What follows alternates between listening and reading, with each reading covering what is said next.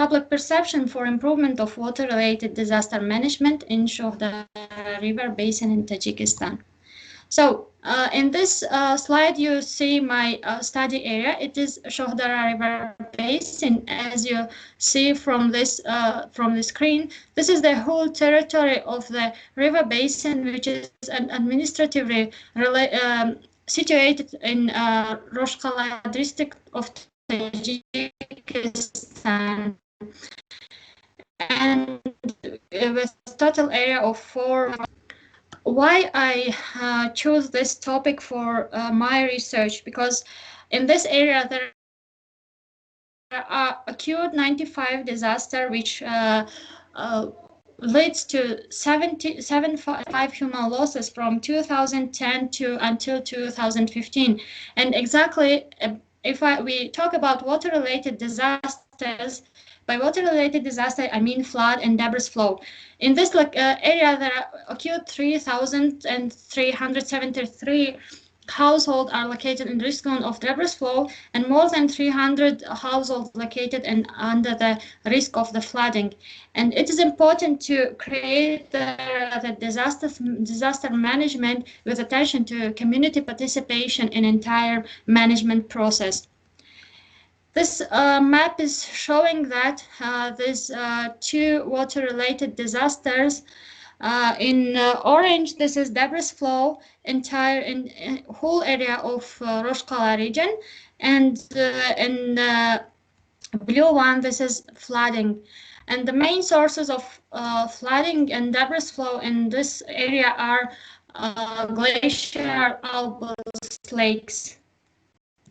The hypothesis of my research was the determination of public perception level about water-related disaster will help to improve the disaster management process. For this, I had to analyze or to find out to answer to the three main questions which you show in this, which you see in this slide. How do public perceive this disaster?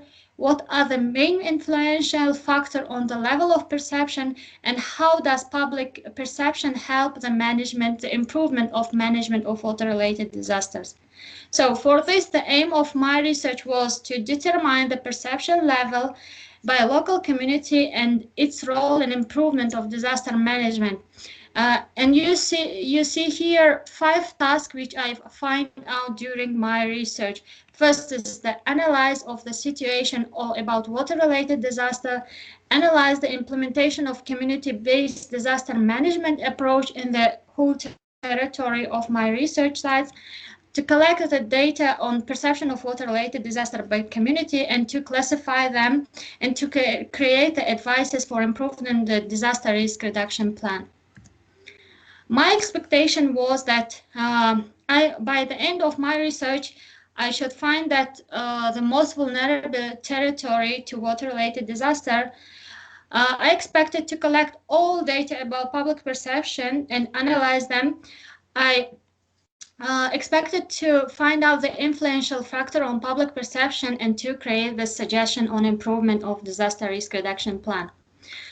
So during my research, I find out the most influential or the most vulnerable areas to water-related disasters in territory. One of them was Khedorjev village. As you see from the map, this is the debris flow, which is under the debris flow in this area are 107 households. And the second village was Dasht village. Also here is for now, there are only 20 households under the risk zone of debris flow and flooding, but by the last debris flow, there was human losses about 24%, and the half part of the village were under the debris flow. During my research, I used 2 main methodologies of quantitative method. There was close-ended questionnaire and interview. During my research, I asked 120 households in 2 villages. The criteria was household whose houses was under the risk of debris flow and flooding, and household who did not have any threat from debris flow and flooding to them. So by the end, my result, I found out that The public perception I found out by two main criteria. They were awareness and preparedness. When I found out awareness and preparedness of population, I found out the level of their perception. Here you see for the awareness, they are three main. I categorize them. I categorize the question under this component, under three components of awareness and under two components of preparedness. I will, if you have a question why I did not choose stockpiling, I will answer you later. So this is my result. I found out that from the level of awareness and level of awareness in two villages, the second one was very high. During the analysis, I chose the 5-scale analysis, and I found out that the knowledge about the factors that leads to disaster was the most highest one, and the least one was about the actions that can be taken to reduce the exposure and vulnerability in both villages. The level of preparedness under these two components, I found out that it is different in these villages, because in Shohdara village, they were more prepared to the disaster than in Dasht villages. If you have about more questions, I will answer you later. For now, I don't have time.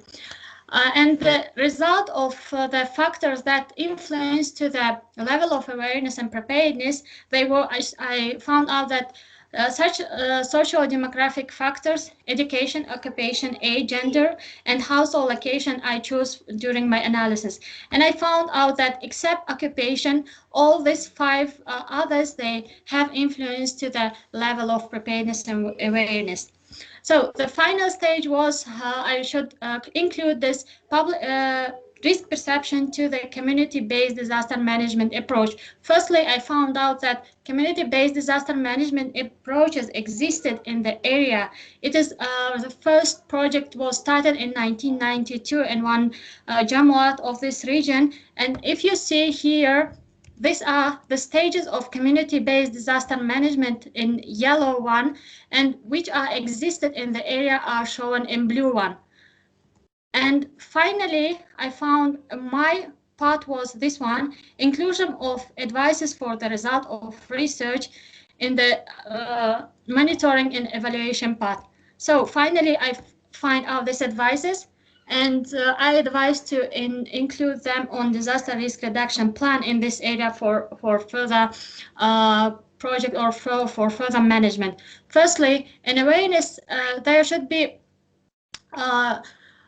most important knowledge should be taken to the third component. So it should be increasing. The awareness of population should be increased under this third component.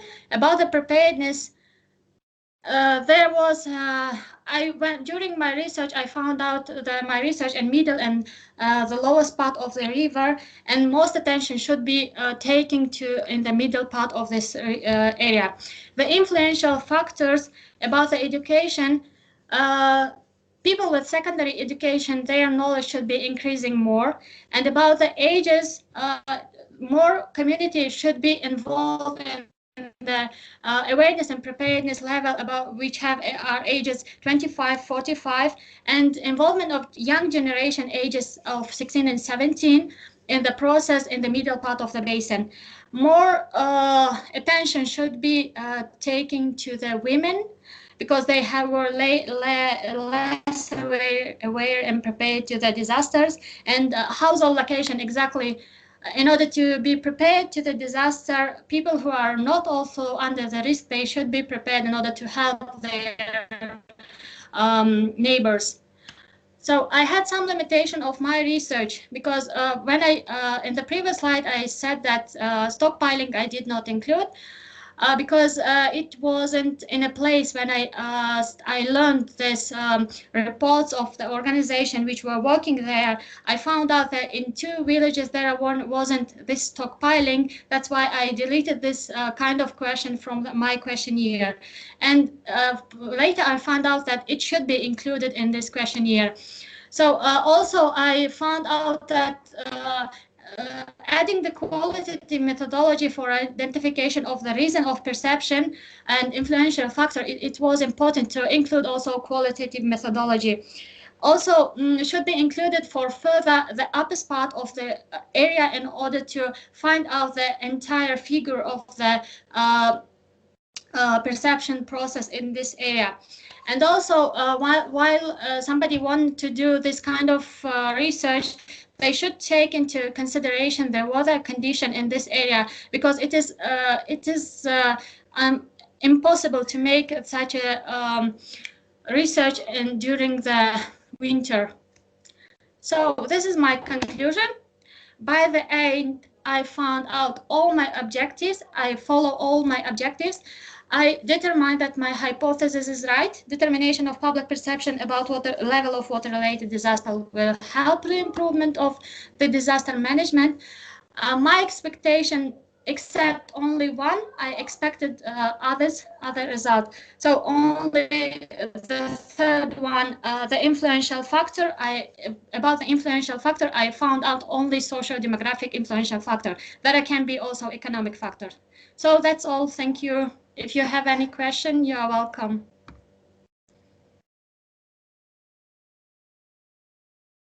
Спасибо большое. Есть вопросы?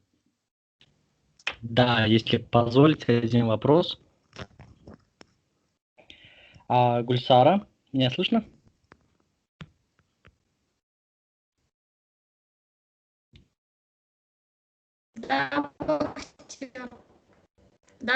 Да, конечно.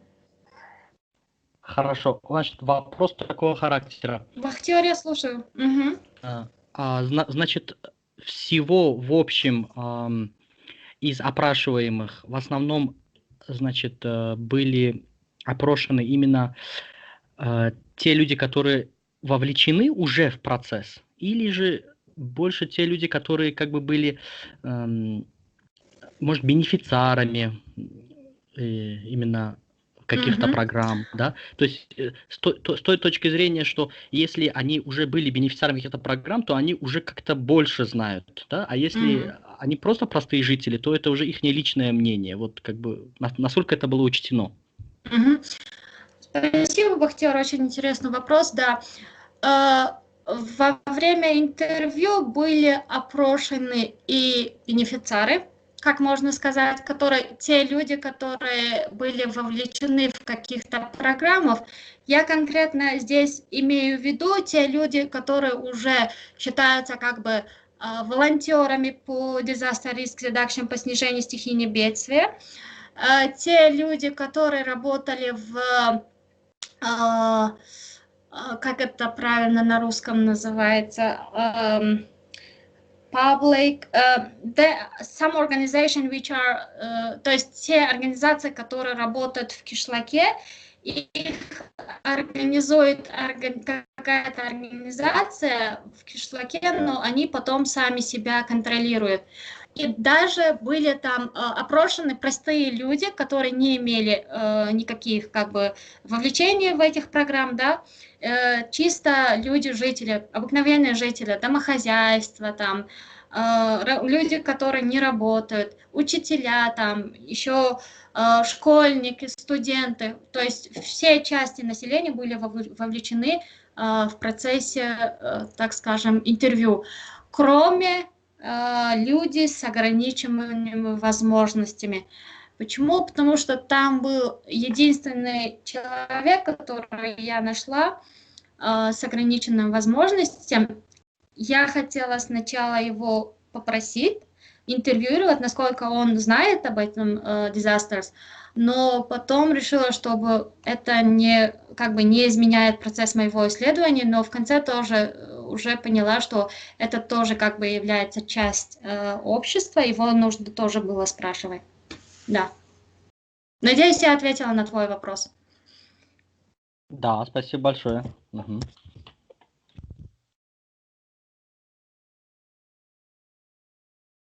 Еще один вопрос. Нам поступила от Ларисы записочка. Сравнивали вы ваши данные с данными в поселке Барсем, который также находится в данном районе. Спасибо, Лариса. Нет, кишлак Барсем, он находится в районе Шугнана, это другой район. Но, конечно, нет, я не сделала, я не сравнивала свои данные с данным Барсемом.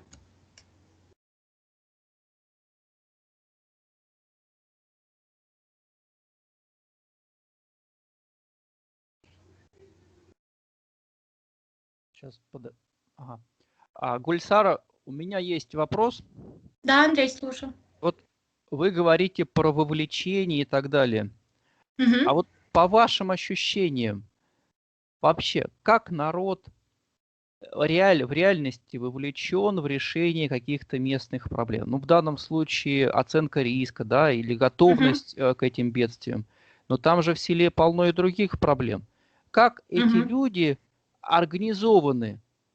Или ими из-под палки кто-то управляет? Или у них есть какой-то внутренний совет для решения каких-то внутренних вопросов? Как у них это устроено все? Да, спасибо, Андрей. Тоже очень интересный вопрос. Когда я проводила интервью, ну, скажем, еще до интервью, когда я была на интерншип, на мою исследовательскую практику в организации АК, там я нашла информацию о том, что в этих кишлаках, где работает это Community-Based Disaster Management, у них есть организация, которая организована со стороны организации АК, то есть АК это агентство Агахам по хабитату, и то есть эти вот организации, они вот управляют народом, то есть у них есть свой определенный бюджет, они могут этот бюджет использовать в каких-то вот таких целях, когда у них происходят какие-то стихийные бедствия или в другие случаи. И еще там организованы определенные группы спасателей. В случае, если там произойдет какое-то бедствие, то есть эти вот группы, они созданы не внутри кишлака, а они созданы внутри одного джамуата. Если все знают, у нас в Таджикистане джамуат – это совместно несколько кишлаков, они составляют один джамуат. Это стоит структура ниже района, но выше кишлака, то есть выше села. Вот. И в случае вот произошедшие какие-то бедствия, вот они подключаются. То есть они приходят на помощь. Еще там, кроме этого, народ знает вот те кишлаки, которые очень уязвимы к бедствиям, например, скажем, к селям. У них есть система раннего повышения. Они осведомлены, и они всегда, когда просто зайдешь в кишлаке и спрашиваешь, как вы будете узнать в случае, если у вас произойдет, да, например, они говорят, у нас уже установлена система раннего оповещения, и у нас как бы идет информация, мы сразу уже будем как бы в начеку, если в случае, если что-то произойдет. Понятно, спасибо большое. То есть, в принципе, жители самоорганизованы, и есть еще межкишлачные, да, междеревенские органы управления. А эти органы управления кто финансирует? Агахан или это государство? Насчет этого я конкретно не знаю. По-моему, если я не ошибаюсь, люди собирают сами какую-то определенную сумму в случае, если произойдет что-то. Но, по-моему, есть еще дополнительное финансирование со стороны государства и организации Агахана. Я бы хотел здесь немножко добавить. Дело в том, что я тоже однажды имел дело именно с работой КЧС.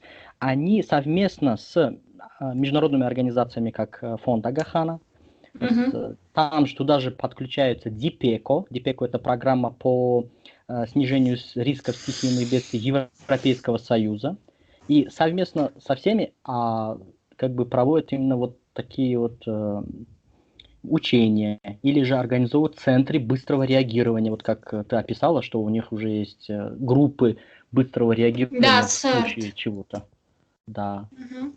То есть тут уже идет как бы и совместно финансирование от комитета чрезвычайных ситуаций и АКДН, самого фонда Агахана. Спасибо, Бахтер. Да, спасибо.